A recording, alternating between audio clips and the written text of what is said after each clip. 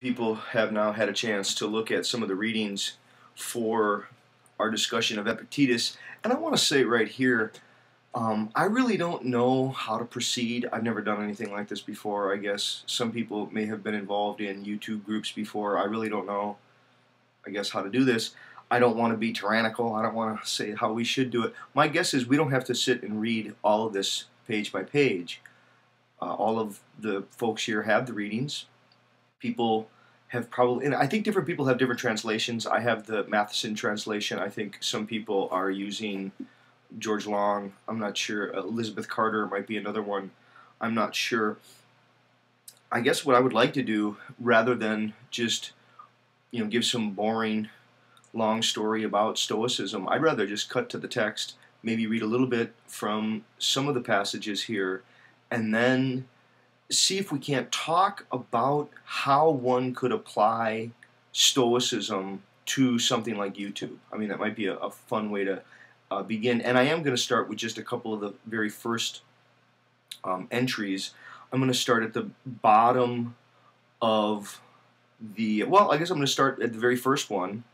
And I'm not going to read the whole thing. I'm going to read the very beginning of the first one and the end of the first one. Okay. So, what it says here, I'm going to have to take my glasses off. It says, of all existing things, some are in our power, others are not in our power. In our power are thought, impulse, will to get, and will to avoid. In a word, everything which is our own doing. Things not in our power include the body, property, reputation, office, and in a word, everything which is not our own doing. Goes on and he says, make it your study then to confront every harsh impression with the words, you are but an impression and not at all what you seem to be. Then test it by those rules that you possess. The first by this, the chief test of all. Is it concerned with what is in our power or with what is not in our power? If it is concerned with what is not in our power, be ready with the answer that it is nothing to you. It's funny to think of how much of the serenity prayer, as people probably know, right? It's grant me the courage to change the things I can, the serenity to accept the things I cannot change, and the wisdom to know the difference. So much of this is attributable back to Epictetus and to the ideas of Stoicism. And I think so much of what it's trying to suggest here is a thoroughly intentionalist notion of ethics. And it's the will to do good, the will to act with justice, courage, forbearance, prudence. See, there's going to be a notion of cosmos and order in the Stoics that you're going to find as you continue to read here, where they really did believe that the divine order of things was in proportion, it was as it had to be, it was the fates.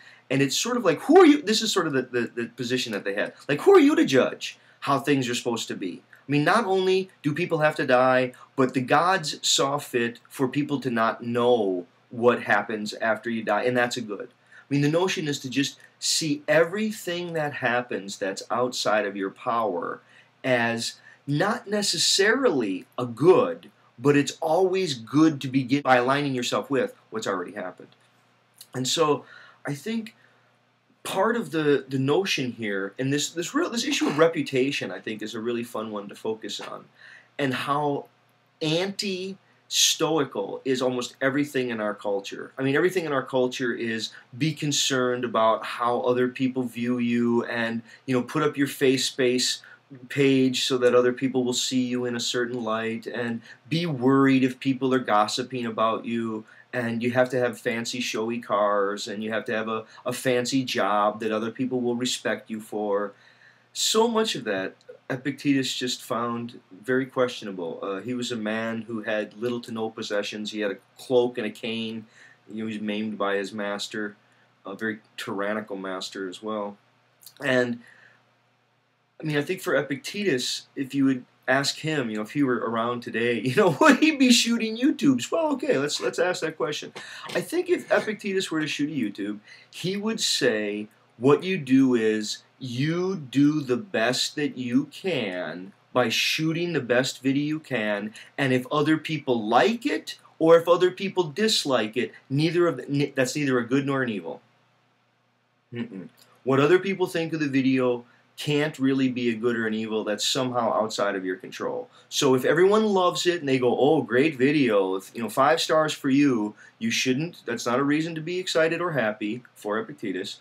And if people don't like it, if people say mean things about you and people spit on you and they, throw turds at you like little animals that they want to be, you have to be able to say, none of that is under my control. You have to be able to say, the one thing that I can't control is what I do, but what I can't control is what other people do. And there's wisdom in learning to see that distinction, that the divine order of things, the providence that you kind of call, whether you want to call it the highest mind, or you want to call it God or the gods, and the Stoics, they slide in between all those terms.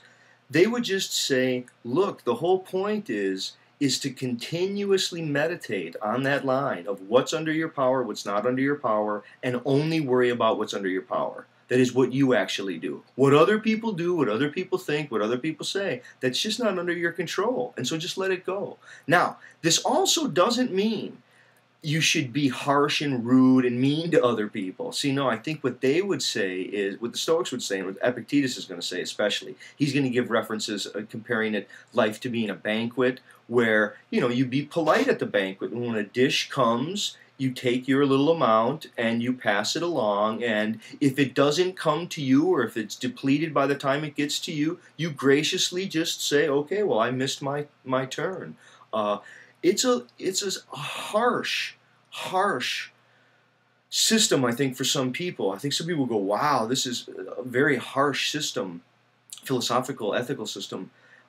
I think that's somewhat true. It's lean. It's very stern. It was made for both warriors and for slaves, for people who wanted to do great things in combat, for athletes. I mean, athletes are the model. You always want to think that Epictetus has the athlete sort of in mind, where you have to submit to the trainer, and the trainer says, no sweets for you and no water for you, and get to work, and you work as hard as you can, and other people might cheat, and other people might do dirty dealings, and other people might still beat you, and they might beat you unfairly, and they get awards while you're sitting there in the loser bench while other people are laughing at you.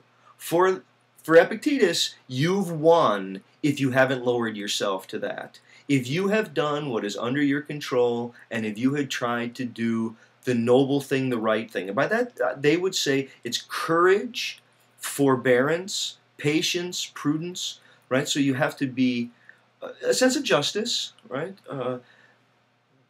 They want to celebrate life's harmony and the striving for doing excellence. They were very critical of the notion of the cheater, or of the person who comes up and who spits in your face or does really rude things to you. But I think at no point was Epictetus one to lash back. If anything, he would say, right now, divine providence is giving me an opportunity to exercise my will, and my will is to tell the person, stop that, don't do that. You do whatever you can, which is in the proper decorum, to say, well, I just as soon not talk with you, or if you're going to be that way, I'm not even going to engage you, or you let things just go. But you don't ever stoop to the level of a person who breaks out of basic civility. There's something about civility. And so I think, if you look at what Epictetus is going to say throughout these readings, and I don't know if this, I'm about out of the time for my first video here. I hope that was enough of an introduction to some of the ideas of Epictetus. And it's about getting a handle on that line between what's under your control and what's not under your control, and realize that the only true freedom you have is freedom of mind. That is the ultimate freedom. Too many people are concerned about another kind of freedom than that one. Thanks.